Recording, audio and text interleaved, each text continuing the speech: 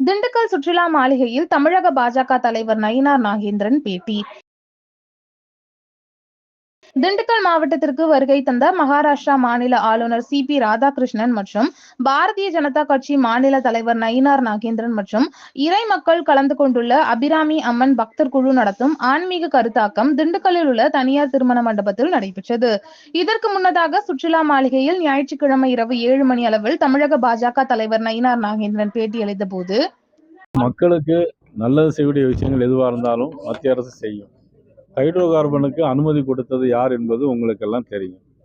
அது அவருடைய கூட்டணி, அவருடைய ஆட்சி காலத்தில் கொடுக்கப்பட்ட ஒரு விஷயம். வேற எல்லோருக்கும் எல்லாம் அப்படிங்கிறது திராவிட மாடல் அப்படின்னு உதயநிதி இல்லை, எல்லோருக்கும் எல்லாம் கொடுக்கறதுல ஒன்றும் தவறு இல்லை. ஆனால் அது எல்லாருக்கும் கிடைக்கணும். சொல்றது மட்டும் முக்கியம் இல்லை, எல்லாருக்கும் கிடைக்கிற மாதிரி பண்ணணும். வேற ராஜினாமா பண்ணணும் அப்படின்னு செந்தில் பாலாஜி ராஜினாமா பண்ணணும் அது நீதிமன்றத்தினுடைய கருத்து. நீதிமன்றத்தினுடைய கருத்துக்குள்ள நாங்கள் எதுவும் கருத்து சொல்றது அது சரியாக இருக்காது. அது அரசாங்கமும் நீதிமன்றமும் உள்ள பிரச்சனைகள். ஓகே, அதாவது இந்திய திருநாட்டில் எல்லாருக்கும் சுதந்திரம் இருக்கு. எழுத்து சுதந்திரம், பேச்சு சுதந்திரம் எல்லாமே இருக்கு. இதில் யார் வேணாலும் கட்சி ஆரம்பிக்கலாம். நீங்கள் கூட நாளைக்கு கட்சி ஆரம்பித்து பூத் கமிட்டி ஆரம்பிக்கலாம். அதில் நம்ம போய் என்ன கருத்து சொல்ல முடியும்? சேலத்தில் இந்த மீட்டிங்கில் பார்த்தீங்கன்னா இலை மேலே தாமரை இலையும் தாமரையும் கூட்டணியாக ஒன்று சேர்ந்து எல்லா இடமும் ஜெயிக்கணுங்கிறது அர்த்தம். இலை மேலே தாமரை மலரும் சொன்னீங்க நீங்கள், அதுக்கான அர்த்தம் தான். அதாவது ஒரு தாமரை பூ இருக்குன்னா கீழே இலை இருக்கத்தான் செய்யும் இல்லையா? நீங்கள் அதில் ஒரு அர்த்தத்தை, என்ன அர்த்தத்தை கண்டுபிடிக்கிறீங்க? உங்களுக்கு ஒவ்வொரு டிவிலையும் உங்கள் ரேட்டிங் கூடணும். அதுக்கு ஏதாவது வார்த்தைகளை வாங்கி பேசணும். எங்களுடைய கூட்டணி உறுதியானது, இறுதியானது.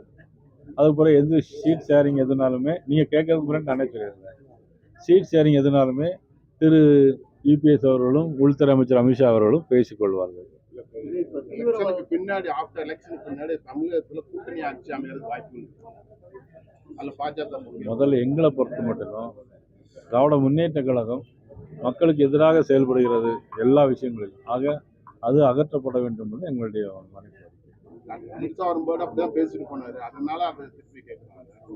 இது ஏற்கனவே பழைய கதை. திண்டுக்கல்ல புதுசா நீங்க பூட்டை திறக்கிறீங்க.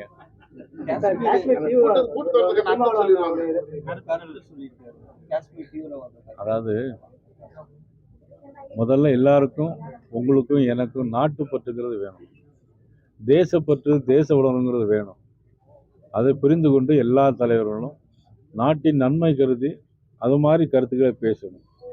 டிவியில் வரணுங்கிறதுக்காக எந்த கருத்துக்களை யாரும் பேசினாலும் இந்த விவகாரத்தை பொறுத்த வரைக்கும் அனைத்து கட்சியுமே இன்னைக்கு தெலுங்கானா முதலமைச்சர் பேசியிருக்காரு பார்த்தீங்களா?